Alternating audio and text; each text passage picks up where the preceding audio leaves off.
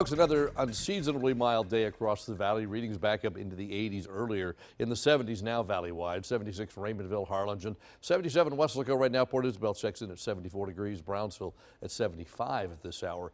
Dew points are in the 60s, so that's, well, it's humid, but it's not like it was just a few days ago. We'll put that on the muggy meter, average of about 65. So we're certainly muggy, but not summer-like humidity, where dew points are up in the 70s. So it's up, but not bad. Look at tomorrow's highs. Back in the 80s again, except the beach about 78. About a 20% probability of some showers tomorrow. I think there'll be isolated activity around. And tomorrow's probably the warmest day of the next few at 83. Then only 73 on Wednesday, back to 77 on Thursday.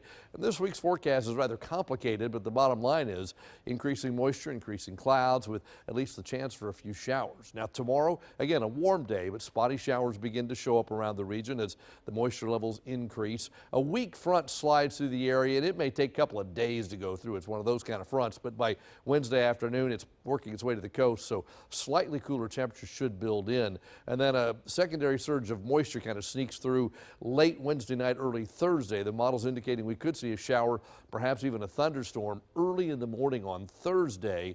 If the dynamics that are producing this would come through in the afternoon, we'd see some big-time thunderstorms, but it looks like we're looking at a morning event on this, so it wouldn't be quite as bad. And then Thursday afternoon, the dry air tries to build in, but it may not last long because the longer range models continue to keep moisture in our valley skies. Rain chances 20, 40, 20, and it's Wednesday night into Thursday morning early, probably our best chance for a strong thunderstorm. It's just one of those situations where we kind of have to see how everything pans out in the days ahead because the map is kind of muddled. We'll look at that in a second. These are the current temperatures, 39 in Amarillo, but everybody else 50s, 60s, and 70s across the state of Texas. One front kind of hanging out in the western part of the valley or just to our west right now. Upper level winds are strong out of the southwest, so fronts have trouble getting underneath that and coming down through the valley. It just kind of hangs out right along that southwesterly flow.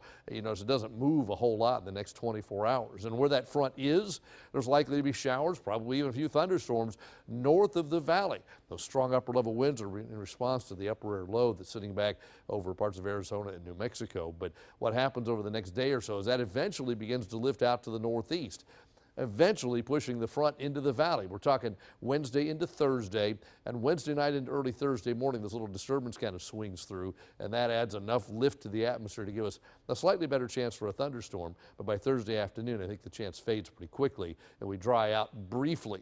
But notice even into Friday, the winds in the upper levels stay out of the southwest. That continues to push moisture in here, so we never go quite completely sunny.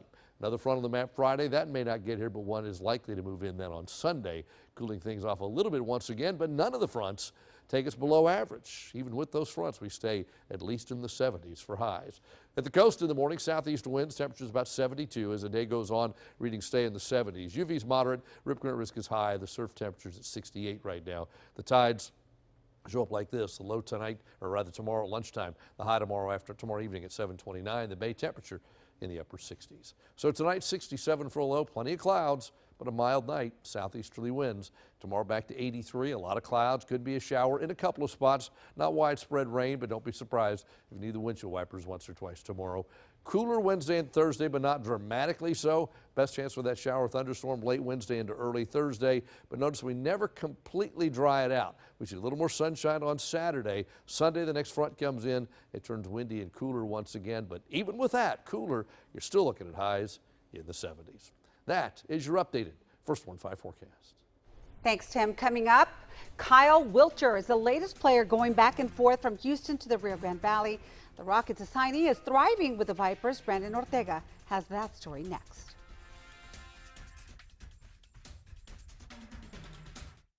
Whether you're looking for some family fun or